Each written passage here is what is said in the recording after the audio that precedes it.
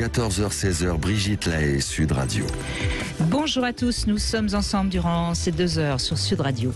Lorsqu'on évoque la violence, on pense tout de suite à la violence conjugale qui va jusqu'au meurtre parfois.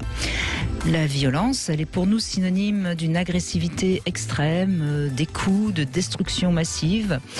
Et pourtant, il y a une autre violence, celle dont nous allons parler ensemble, la violence invisible. Et c'est Jean-Charles Bouchou qui va nous expliquer de quoi il s'agit. Elle est invisible au sens où elle n'est a priori pas visible, évidemment. Sauf que si elle n'est peut-être pas si visible que ça, elle fait pourtant mal.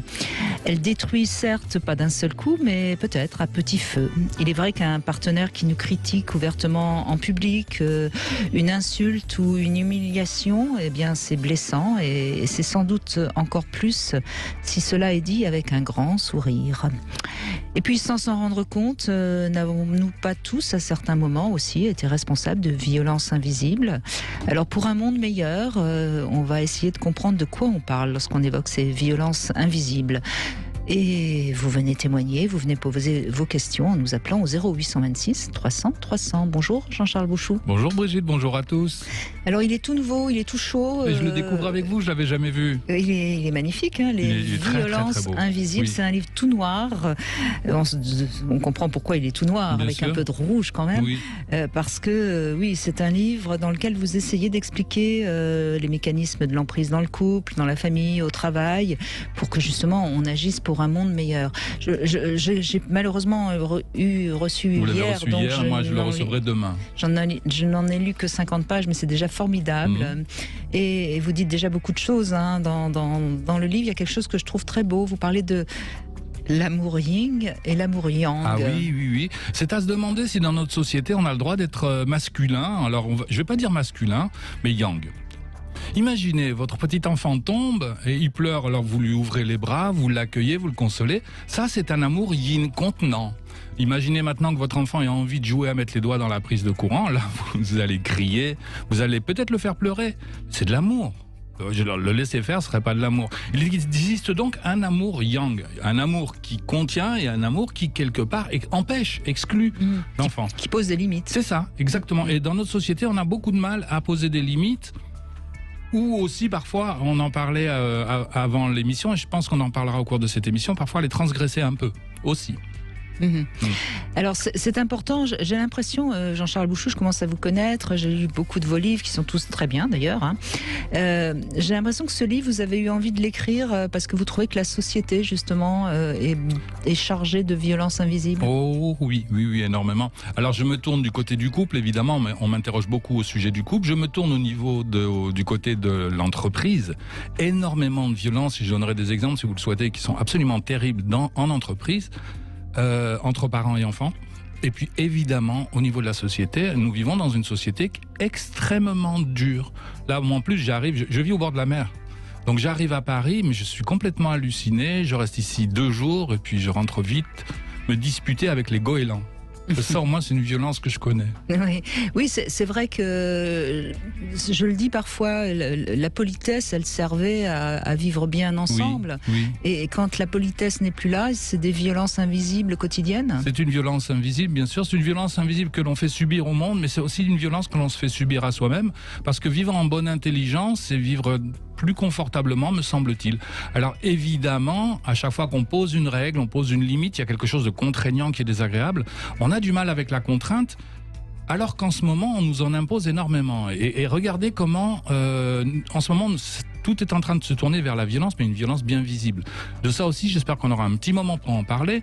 Vous avez des gens qui sont vrai, pour. Vous dites ce que vous avez voilà, envie, vous avez des gens qui sont pour, vous avez des gens qui sont contre, et c'est formidable. Sauf qu'en ce moment, les gens se déchirent. Et là, une dame me disait récemment, j'ai 2 filles qui s'entendent très bien, l'une est pour, je vous laisse deviner quoi, l'autre est contre, et elles se sont disputées, elles ne s'adressent plus la parole. Alors j'ai vraiment envie de dire, si vous êtes pour, soyez pour, si vous êtes contre, soyez contre, ça vous regarde, mais recréons du lien. Et la vraie violence, c'est l'absence de lien. Acceptons de communiquer avec quelqu'un qui n'est pas d'accord avec nous. Enfin, je veux dire, oui, mais il y a quelque chose derrière. Pourquoi est-ce qu'on se met en colère? Imaginez que nous ne soyons pas d'accord. Est-ce qu'on va se mettre en colère? Vous allez dire je suis pour, je suis contre. C'est très bien.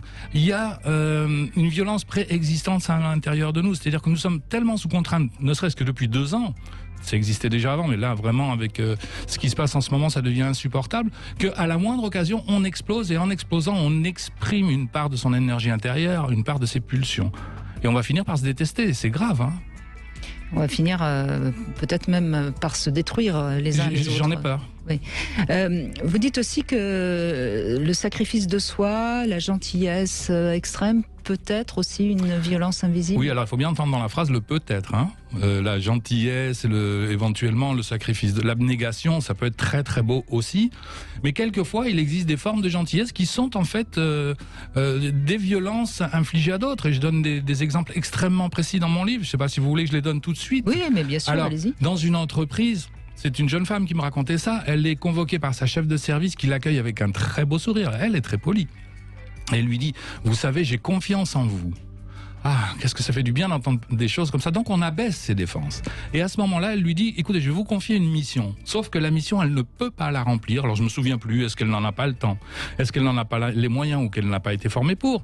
Il n'empêche qu'au bout de 15 jours, sa chef de service la convoque en disant, alors, elle dit, mais non, j'y suis pas arrivée. Ah. Je pense que vous avez fait le mieux que vous pouviez. Voilà, ça c'est d'une violence inouïe. La jeune femme va finir par démissionner et c'était le but.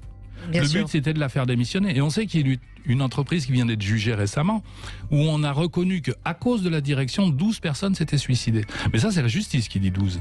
Pour que la justice dise 12, c'est que dans la réalité, c'est beaucoup plus. 12 avérés, pardon.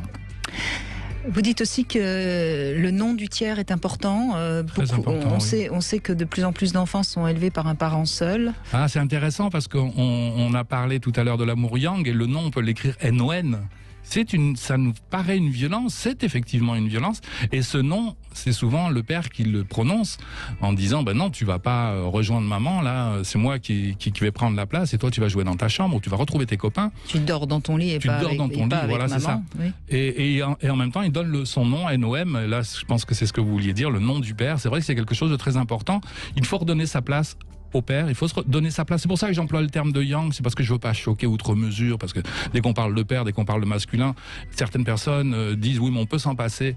Je crois pas qu'on puisse tellement s'en passer. En tout cas, pas au niveau où nous en sommes. Mais vous parliez de la violence qu'il y a entre les pour et les contre, mais oui. Il y a aussi actuellement une violence qui s'exacerbe entre les hommes et les femmes, et entre notamment les ados hommes, les garçons et les filles. C'est bien dommage parce qu'on s'aime, je crois. Enfin, on est fait pour s'aimer. Alors, on est fait pour s'aimer dans un certain cadre, évidemment. Il y a des limites que les garçons n'ont pas à franchir, que les filles n'ont pas forcément à franchir non plus, d'ailleurs. Mais dans le respect, c'est vraiment dommage de ne pas pouvoir arriver à échanger, ouais. Alors vous qui étudiez beaucoup aussi la spiritualité, tout ça, comment vous expliquez qu'on en arrive là, à une situation aussi en crise ? Alors je ne sais pas faire le lien avec la spiritualité. Ce que je sais aujourd'hui, c'est que, encore une fois, soit vous êtes pour, soit vous êtes contre. Jésus disait, on va citer Jésus, rendez à César ce qui appartient à César et à Dieu ce qui lui revient. Donc je crois qu'il y a peut-être une troisième catégorie de personnes qui sont en train de se détacher totalement de cette société, et effectivement ça peut conduire à la spiritualité. Ce serait alors un effet bénéfique de la crise actuelle, c'est que certains sont en train de se détacher complètement. J'en suis presque là. Alors pas totalement, puisque je suis avec vous et je suis très heureux d'être ici et de pouvoir parler, mais je vis un petit peu en dehors du monde. Hein. Oui, merci de nous accorder un peu de votre temps, Jean-Charles Bouchou, dans ce média Sud Radio où on parle vrai. Alors sur le plan de la spiritualité et Jésus, je peux vous sortir une petite phrase qui va vous amuser. Oui. Les catholiques entre eux parlent de Jésus. Les gens qui ont accès à leur âme parlent à Jésus. Ah oui. C'est joli, hein ? Oui, c'est très intéressant. Oui, ça s'analyse comme phrase. N'est-ce pas ? Oui. Voilà. Bon, en tout cas, les violences invisibles, on en fait nous aussi, hein, Jean-Charles ? On en commet tout le temps, bien sûr, mais dans certains cas, c'est grave. Et puis souvent, c'est organisé aussi. C'est-à-dire que, on parle depuis qu'on se connaît, pas du fait d'un autre livre que j'avais écrit avant, beaucoup des mécanismes de défense pervers narcissiques, et les témoignages que nous avons reçus sont souvent des gens qui subissent des violences physiques. Or, les vrais mécanismes de défense pervers narcissiques sont donnés avec le sourire. Vous voulez faire du mal à votre conjoint, mais d'abord il faut abaisser les protections, donc commencez par lui faire un compliment. Qu'est-ce que tu es belle ce matin, ou qu'est-ce que tu es beau. Hein, alors l'autre est prêt à entendre tout ce que vous allez lui dire. Et là seulement vous commencez en disant mais au fait tu as l'air fatigué. T'as pris 3 kilos. C'est ça. Et puis hier soir chez les Martins, je n'ai pas trouvé vraiment. Qu'est-ce qui t'a pris enfin voilà. Et c'est parti. Et l'humiliation. Voilà. Donc la vraie violence, c'est une violence avec le sourire. Faite avec le sourire.